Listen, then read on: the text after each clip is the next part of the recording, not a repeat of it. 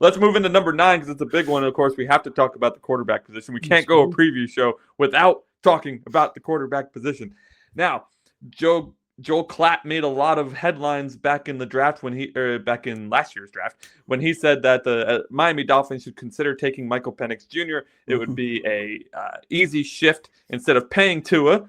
Let's draft Michael Penix. It's a shift into the offense. They run a very similar style of thrower, very similar style of quarterback, and we wouldn't really miss a beat. Penix, of course, did not play the first half of the year for Atlanta last year before taking over for Kirk Cousins. And now this year, in his second year, is looking up and down, but he's having an okay season. I don't know how you lose 30-0 to the Panthers and then beat the Commanders and the Bills. That doesn't make any sense to me, but that's where they're at right now. So, of course, this is the headline now. After all of that talk, we ended up paying Tua. The Falcons get Penix in a surprise move because they just signed Cousins. So, what are we looking at here? Michael Penix Jr. in his second year versus Tua Tagovailoa in perhaps his worst year as a pro. How do these guys, how do they look in this head-to-head matchup? I mean, it's tough because obviously we have to look at it. We have to look at Tua as Tua is today, right? If we're talking Tua as a professional throughout his career, I think I would still, albeit very concerningly, lean towards Tua in this because of the fact that Penix is still young. He's still learning. Yes, he has flashes. He's got all kinds of physical tools. He's mentally there, but he's still kind of piecing it together, right? So I tend to lean towards give me the more veteran presence over a lesser talented rookie, if I'm being completely honest. Not saying that Penix Jr. is a bad player by any stretch. I would love if he was our quarterback right now. But honestly, I think, this is his first full year starting. He's, to your point, he's had up and downs. He's got an amazing deep ball, he being Penix Jr. Mm-hmm. He's a scrambling type quarterback. He's not a stoic kind of stone statue in the back. And coming out of college, he was touted as being very mentally advanced or, kind of well-rounded and mature as a young player coming into this league. And you can see it at times. You can see his ability to shake off, a bad play here or a drop there or an interception or a fumble or whatever the case is and come back and hit the ground running. Mm-hmm. Something that we cannot say about our quarterback. Because Tua, for whatever reason, this year has forgotten how to play football.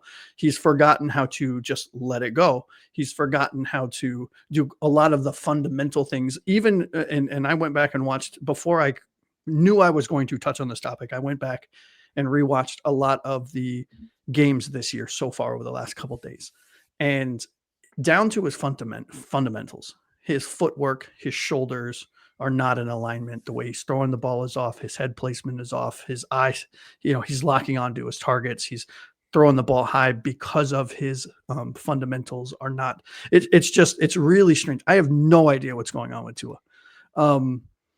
So which quarterback rises, which one falters? I mean, I would tend to lean towards the in this case, because it's Tua versus Penix. I will lean towards Penix being the better quarterback this week, but I hope I'm wrong.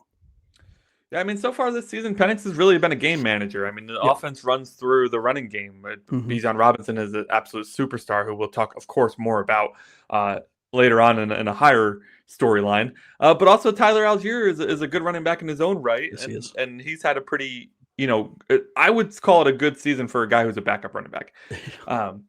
We're looking at Penix, though. I mean, 1,400 yards. He has more yards than Tua this year, mm-hmm. but the difference comes in the touchdown to interception, 5-3 touchdown to interception ratio, whereas Tua's 11-10. That's horrible. I do believe Penix has the legs to move, mm-hmm. but he doesn't use them very often. Just 17 carries on the season, though, so not a big scramble. But he will against us because that is what happens. That's why I point it out, because I want you guys to focus on that during the game. Yep. He has 17 rushes on the season. Watch him have 10 in this game. I could totally see it, honestly. I could totally see it. Me too, because we have a defense that doesn't really pay attention to the quarterback. Nope. We're going to lock in on Bijan, which we should. Of course. We're going to lock in on Drake London, which we should. But we only have the guys to cover those two. And we barely have that. Barely. Yeah. And then what? If Kyle Pitts plays, because I don't think he's playing this game. Maybe I'm wrong. Or Kyle maybe Pitts is playing this game. he is playing. Okay, so that's even more concerning because we suck Yep. at covering tight ends. It's going to be interesting. It's going to be, if you have Michael Penix Jr., which I do in one of my dynasty leagues, I am starting him over Tua. If I'm talking about just purely the quarterback position, who has a bigger impact on his game, I do believe it's going to be Tua, actually, because I know that the Dolphins offense tries to run through Devon Achane, but our play caller really wrecks that a lot of the time because he's not a very good play caller. We could just call a spade at this point. And on the Atlanta Falcons side, admittedly I cannot say I watch a lot of Atlanta Falcons football. But they seem to be doing a fairly great job at getting Bijan Robinson the ball and getting him opportunities to make something out of nothing. So if I'm going to say, like, which quarterback do I think has the bigger day, I think it's Tua. Penix just needs to not make any mistakes. Yeah. So which one do you think has the most impact for their team? Is it Tua because of the fact that, Miami's garbage if Tua doesn't play well, we suck? Or is it Penix because he's the least of our concerns as a defense? I think it's Tua because if Tua, as much flack as we give Tua, if he doesn't make something out of nothing a lot of the time, then the offense doesn't do anything. We can't run a traditional running game because we don't have the offensive line, right? Like he gets no time in that pocket. So if he doesn't get rid of the ball the fastest in the league, then we don't get anything done on offense. So and especially against two young pass rushers who really just don't care at this point. They're just putting their hand in the dirt and going as fast as possible to try to get a hit on the quarterback. I do think Tua has the bigger impact overall.